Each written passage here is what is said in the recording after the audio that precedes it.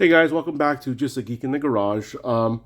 I just uploaded a video about a go bag for upstairs in my house. Now this is kind of my go bag for in the car, just in case something happens where maybe I can have a quick fix or something like that, or a friend calls me over and I'm already out of the house and I want to run back home and grab some tools. So I have a very basic set of tools in here. This bag is going to be a little bit bigger than the one that I showed previously. This is the 15-inch Voyager. But again, Harbor Freight has these things on sale for $5-6 constantly. You're probably going to see a lot of repeats from the previous bag, but the main difference is this was going to be a little bit heavier duty stuff because, again, if I'm caught on the side of the road, I need to make a quick fix, something like that. Change a tire without having to use all the super basic stuff that comes in the car, things like that. And that's what this bag is going to be for. So let's start on this side since we're already here. And as you saw kind of in my last bag, I got that reversible screwdriver, which, for a lot of small fixes is great.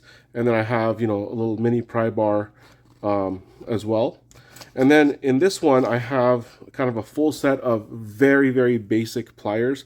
These pliers are probably 15, 20 years old. They're from Task Force, which, if I remember correctly, Lowe's used to offer these in store as a set. So got a basic set of slip joints, got a basic set of channel lock style, a basic linesman in here if I need to, cut some wire, things like that.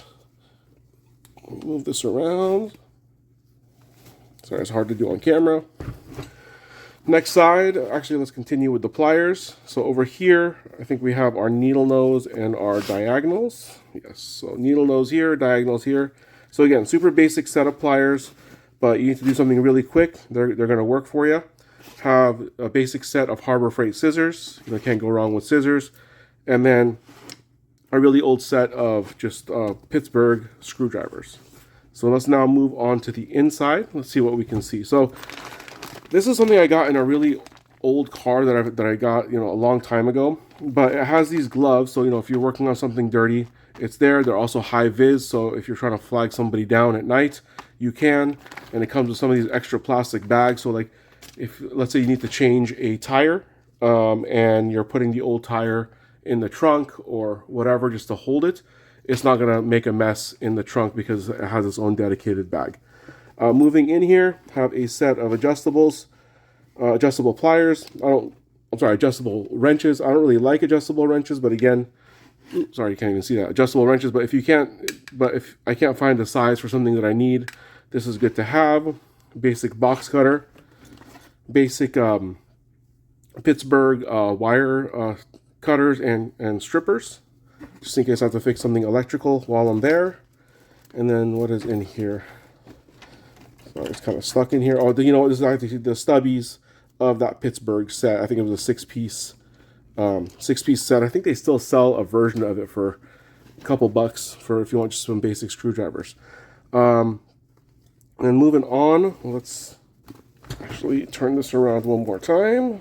If I don't knock over the camera. There we go. All right, in here, set of electrical tape, or one roll of electrical tape. Again, if I need to wire something real quick just to make it work, I can use electrical tape and then fix it properly when I get home. I have one of these really old style bent flex head ratchets, just in case I need to do something in the engine bay. Couple of this one set of Pittsburgh wrenches that has both metric and standard, one on each side, and a nice little holder.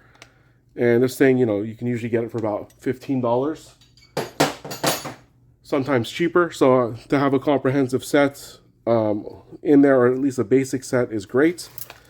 Zip ties, obviously we can fix a lot of things with zip ties. Measuring tape, you never know.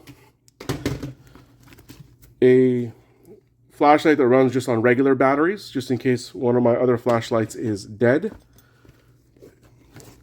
Then I have this right here, which is kind of an extendable lug socket wrench, I guess. I'm not sure exactly what you would call this, but it's almost just like a breaker bar, and it has a reversible socket, which I'll show you guys in here.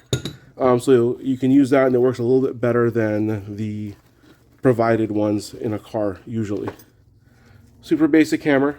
Never know if you need to hammer something. A socket set, but again, very, very old socket sets.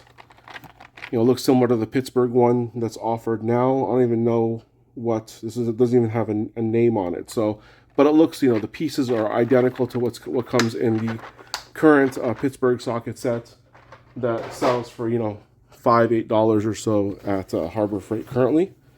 And then let's keep going here. Have a set of my signature green gloves. Have a set of these type of gloves if I need to get grip on something. And then over here we got some microfiber cloths just in case something happens and you need to clean something up. And you know what? I am missing that socket.